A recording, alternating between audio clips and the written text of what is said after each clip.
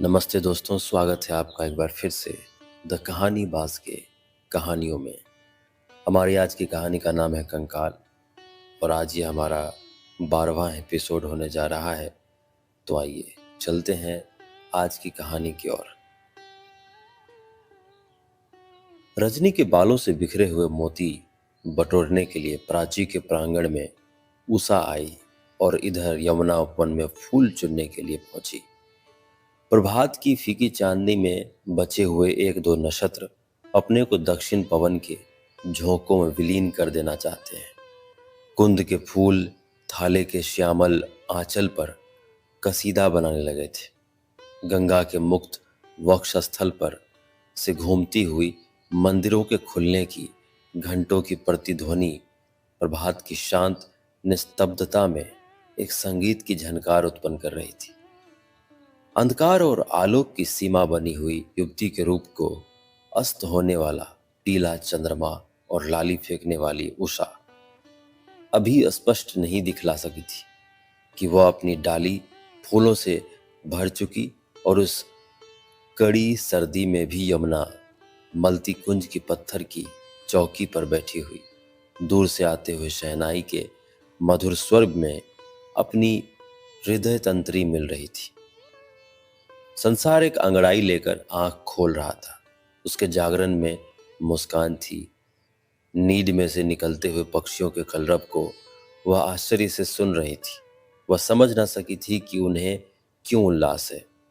संसार में प्रवृत्त होने की इतनी प्रसन्नता क्यों? दो दो दाने बीनकर ले आने और जीवन को लंबा करने के लिए इतनी उत्कंठा, इतना उत्साह। जीवन इतने सुख की वस्तु है। टप टप टप टप यमुना चकित होकर खड़ी हो गई। खिलखिलाकर हंसने का शब्द हुआ। यमुना ने देखा विजय खड़ा है। उसने कहा, यमुना, तुमने तो समझा होगा कि यह बिना बादलों की बरसात कैसी? आप ही थे मालती लता से ओस की बूंदें गिरकर बरसात का अभिनय करने वाले। यह ना जानकर मैं तो चौंक उठी थी। हाँ यमुना, आज तो हम लोगों का रामनगर चलने का निश्चय है। तुमने सामान तो सब बांध लिए होंगे, चलोगी ना? बहू जी की जैसी आज्ञा होगी। इस बेबसी के उत्तर पर विजय के मन में बड़ी सहानुभूति उत्पन्न हुई। उसने कहा, नहीं यमुना, तुम्हारे बिना मेरा। कहते कहते फिर रुक कर कहा, प्रबंध ही ना हो सकेगा। जलपान, पान, स्नान सब अपूर्ण रहेगा तो मैं चलूंगी। कहकर यमुना कुंज से बाहर निकल आई। वह भीतर जाने लगी। विजय ने कहा, बजरा कब का ही घाट पर आ गया होगा, हम लोग चलते हैं। मां को लिवा कर तुरंत आओ। भागीरथी के निर्मल जल पर प्रभात का शीतल पवन बालकों के समान खेल रहा था। छोटी छोटी लहरियों के घरौंदे बनते बिगड़ते थे। उस पार के वृक्षों की श्रेणी के ऊपर एक भारी चमकीला और पीला बिंब था। रेत में उसकी पीली छाया और जल में सुनहला रंग उड़ते हुए पक्षियों के झुंड से आक्रांत हो जाता था। यमुना बजरे की खिड़की में से एकटक इस दृश्य को देख रही थी और छत पर से मंगलदेव उसकी लंबी उंगलियों से धारा का कटना देख रहा था। डांडों का छप छप शब्द बजरे की गति में ताल दे रहा था। थोड़ी ही देर में विजय मांझी को हटाकर पतवार थाम कर जा बैठा। यमुना सामने बैठी हुई डाली में फूल संवारने लगी। विजय औरों की आंख बचाकर उसे देख लिया करता। बजरा धारा पर बह रहा था।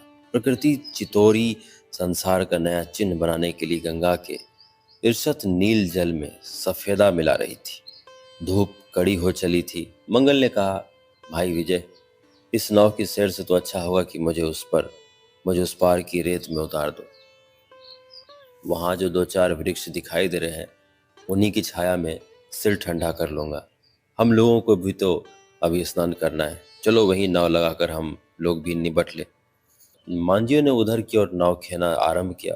नाव रेत से टिक गई। बरसात उतरने पर यह द्वीप बन गया था। अच्छा एकांत था। जल भी वहां स्वच्छ था। किशोरी ने कहा, यमुना, चलो हम लोग भी नहा लें। आप लोग आ जाइए, आप लोग आ जाएं, तब मैं जाऊंगी।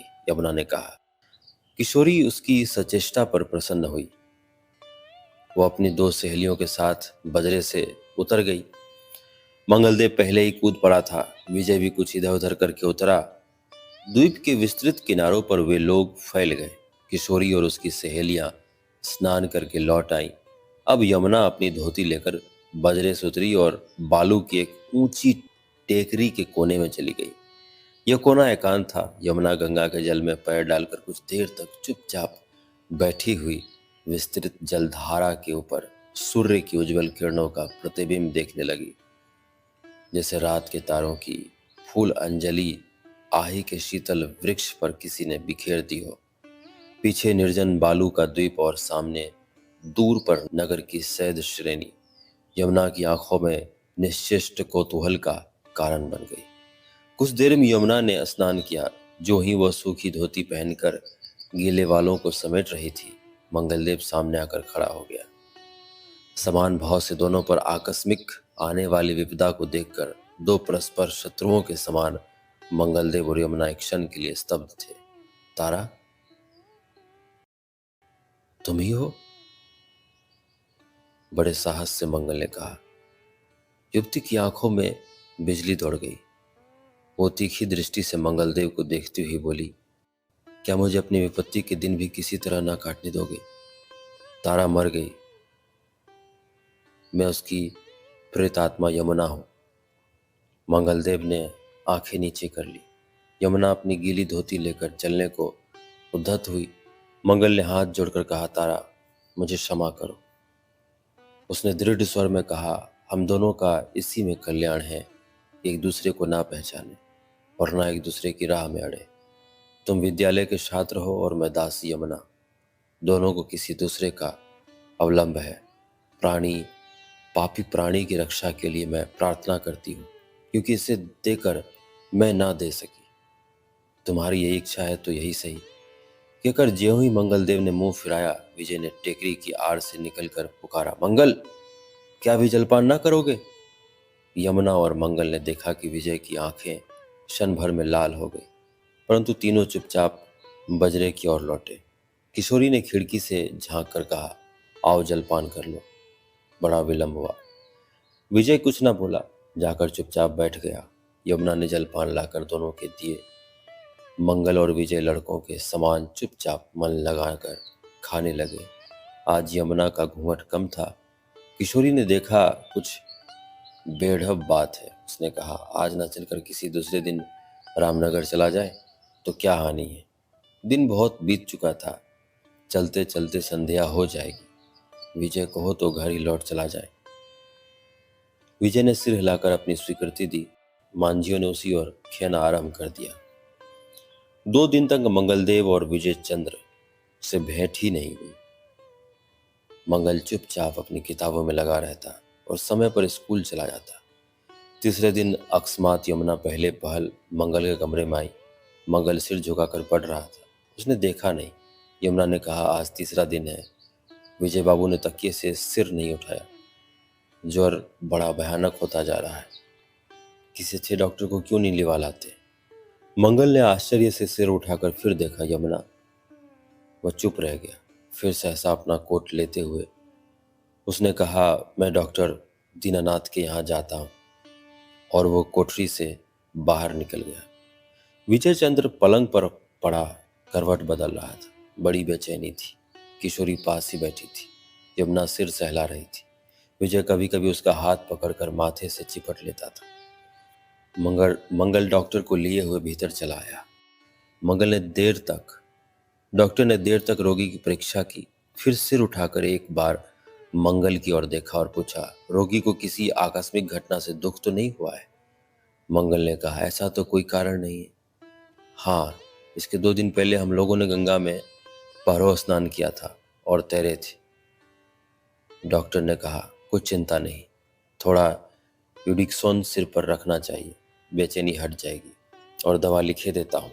4-5 दिन में ज्वर उतरेगा। मुझे टेम्परेचर का समाचार दोनों समय मिलना चाहिए। किशोरी ने कहा, आप स्वयं 2 बार दिन में देख लिया कीजिए तो अच्छा रहे। डॉक्टर बहुत ही स्पष्टवादी और चिड़चिड़े स्वभाव का था और नगर में अपने काम में एक ही था। उसने कहा, मुझे दोनों समय देखने का अवकाश नहीं और आवश्यकता भी नहीं है। यदि आप लोगों से स्वयं इतना भी ना हो सकता तो डॉक्टर की दवा करानी व्यर्थ है। जैसा आप कहेंगे वैसा ही होगा। आपको समय पर ठीक समाचार मिलेगा। डॉक्टर साहब, दया कीजिए, यमुना ने कहा। डॉक्टर ने रुमाल निकाल कर सिर पोंछा और मंगल के दिए हुए कागज पर औषधि लिखी। मंगल ने किशोरी से रुपया लिया और डॉक्टर के साथ ही वो औषधि लेने चला गया। मंगल और यमुना की अविराम सेवा से 8वें दिन विजय उठ बैठा। किशोरी बहुत प्रसन्न हुई। निरंजन भी तार द्वारा समाचार पाकर चले आए थे। ठाकुर जी की सेवा पूजा की धूम एक बार फिर मच गई थी। विजय अभी दुर्बल था। 15 दिन में ही वह 6 महीने का रोगी जान पड़ता था। यमुना आजकल दिन रात अपने अन्नदाता विजय के स्वास्थ्य की रखवाली करती थी और अब निरंजन के ठाकुर जी की ओर जाने का उसे अवसर ही ना मिलता था। जिस दिन विजय बाहर आया वो सीधे मंगल के कमरे में गया। उसके मुख पर संकोच और आंखों में क्षमा थी। विजय के कुछ कहने के पहले ही मंगल ने उखड़े हुए शब्दों में कहा, विजय, मेरी परीक्षा भी समाप्त हो गई और नौकरी का भी प्रबंध हो गया है। मैं तुम्हारा कृतज्ञ हूँ। आज ही जाऊंगा, आज्ञा दो। नहीं मंगल, यह तो नहीं हो सकता। कहते कहते विजय की आंखें भर आई। विजय, जब मैं पेट की ज्वाला से दगद हो रहा था, जब एक दाने का कहीं ठिकाना नहीं था, उस समय मुझे तुमने अवलंब दिया, परंतु मैं उस योग न था। मैं तुम्हारा विश्वास पात्र ना रह सका, इसीलिए मुझे छुट्टी दो।